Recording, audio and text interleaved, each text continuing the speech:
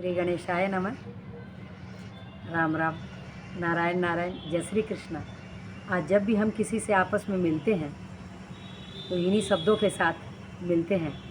बहुत सारे घर में आज भी ये परंपरा चालू है कि आपस में एक दूसरे से जब भी मिलते हैं तो उस प्रभु का नाम का उच्चारण करते हैं। तो नाम की तो बहुत बड़ी महिमा है और नाम को शब्द जानते हैं कि पुराने समय में माँ बाप जो अपने बच्चों के नाम रखते थे तो इसीलिए रखते थे, जुगल किशोर, नारायण, गोविंद, मुरली मनोहर, नंदलाल, केशव, वृंदा, तुलसी, सीता, गीता, मतलब सब बोलेंगे तो अपने धर्म ग्रंथों के हिसाब से ही नाम रखे जाते थे। और इन नाम के अर्थ भी थे, अगर आप खोजने जाएंगे तो इन नाम के अर्थ भी बड़े सुंदर है।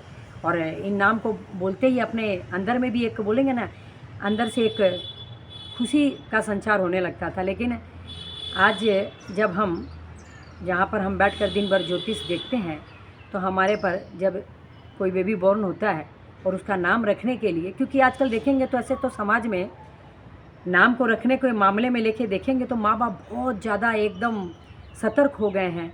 और बहुत सारे लोग तो ऐसे ही नाम रख देते हैं। बहुत सारे लोग जो न्यूमरोलॉजी के बारे में जान रहे हैं वो लोग आते हैं और नाम लिखवाते हैं। और उसमें हम फिर अपने उनके ग्रहों को देखकर, उनके नक्षत्रों के हिसाब से कि कितना नाम अंक ज्योतिष के हिसाब से उनके नाम को आगे आने वाला जीवन उनका बहुत ही सुखमय आनंदपूर्वक रहे।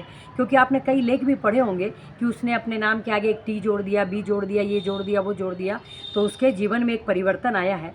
तो बहुत अच्छे जो लोग बहुत प्रकांड विद्वान हैं इस क्षेत्र के अंदर में, जैसे हमारा तो काम है, हम अपने आप को ऐसा बोल नहीं सकते हैं, लेकिन हमारे पास ऐसा लोग आते हैं तो हम नाम रखते हैं। और सबसे बड़ी चीज़ है कि नाम की महिमा आप जान सकते हैं कि जिस समय अजामिल की स्टोरी प्राय सब जानते होंगे कि अपने छोटे पुत्र का नाम अजामिल ने नारायण रखा था एक साधु के कहने पर। और अंत जब उसका समय आया तो उसने नारायण नारायण पुकारा तो उस समय यमदूत भी आए थे, लेकिन लेकर कौन गया उनको? नारायण। तो इसीलिए पहले के समय में ये बहुत ही ज़्यादा एक सुचेतनता थी।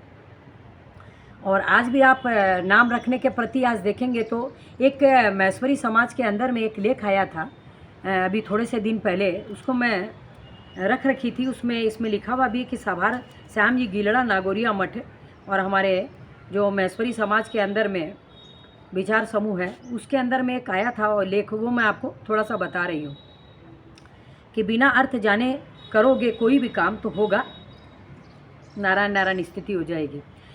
नारायण नारायण स्थिति मतलब थोड़ा सा आज एक बहुत ही गंभीर विषय पर एक तर्क संगत आलेख प्राप्त हुआ है। इस आलेख के सुझाव को हम सरलता से अपना मान सकते हैं।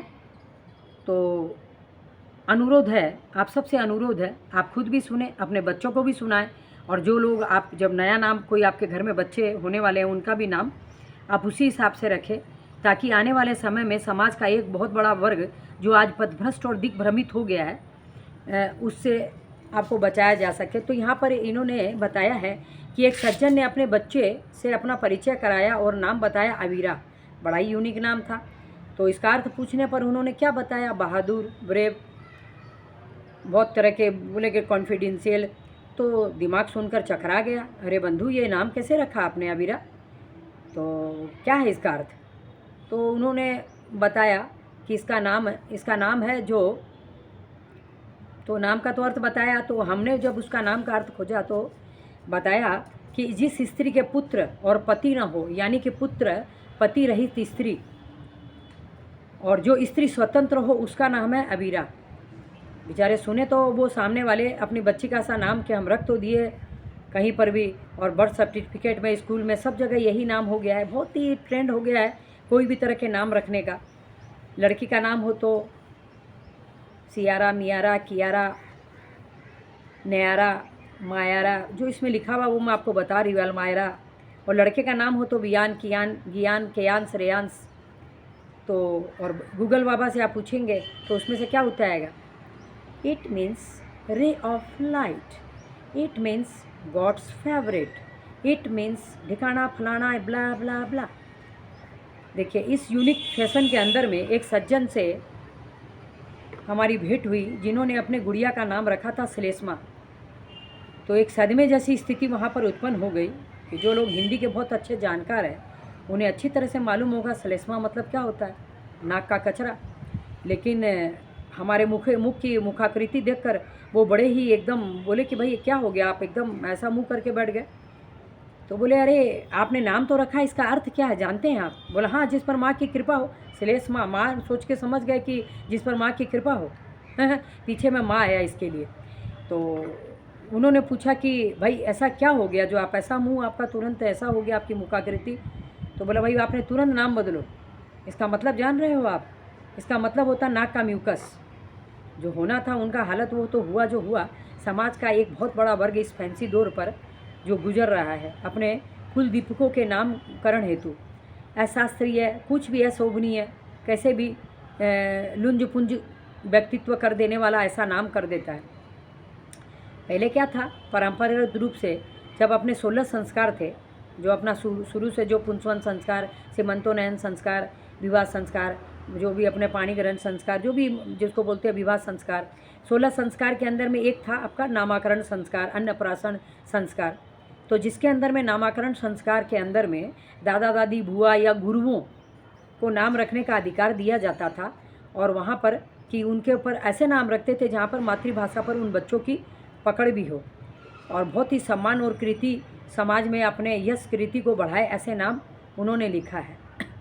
देखिए संदर्भ वीर मित्रोदय अगर आप पढ़ेंगे संस्कार प्रकाश को, और वहाँ पर बहुत ही संस्कृत के अंदर में इसके श्लोक दिए हुए हैं, और क्योंकि बहुत लंबा वीडियो हो जाएगा इसके लिए मैं इसको अभी नहीं बता रही हूँ। पराशर गृह सूत्र में ये सब आप देखेंगे तो आपको बहुत सारे नाम के लिए बहुत देगा कि अंतस्थ जो वर्ण होते हैं यह लव ये होना ही चाहिए, और बच्चों के नाम सम विषम जो संख्या होती है लड़का और लड़की के नाम, वो जब आप पढ़ेंगे तो इसमें आपको मिलेगा।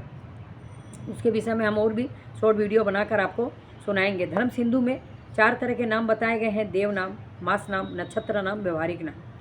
और बताया गया है कि कुंडली के अंदर में जो नाम है, जो अपने जो जन्म का नाम रखा जाता है और बोलता जो नाम रखा जाता है उसको जन्म के नाम को गुप्त रखना चाहिए, क्योंकि पहले के लोग जानते थे कि भाई अगर आप कोई बहुत उन्नति कर रहे हैं, आज भी ऐसे समाज में लोग होंगे जो मारण मोहन उच्चाटन वशीकरण आदि के द्वारा दुर्भावना के द्वारा बच्चों के मतलब कुछ भी तंत्र विद्या का प्रयोग कर सकते हैं।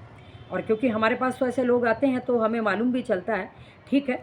और कुंडली में तो नाम इसीलिए ऐसा बोला गया कि गुप्त रखिए, और बच्चे का नाम ऐसा रखें कि मंगल सूचक, आनंद सूचक, बल रक्षा, शासन क्षमता का सूचक, ऐश्वर्य सूचक, पुष्टि युक्त एवं सेवा आदि गुणों से परिपूर्ण होना चाहिए, ऐसा लिखा है। क्योंकि आज भी कई जगह आप देखेंगे कि नाम के साथ बहुत सारी चीज़ें जुड़ी हुई है, जिसका जैसा नाम होता है कुछ न कुछ तो उसका प्रभाव हमारे ऊपर में पड़ता ही है।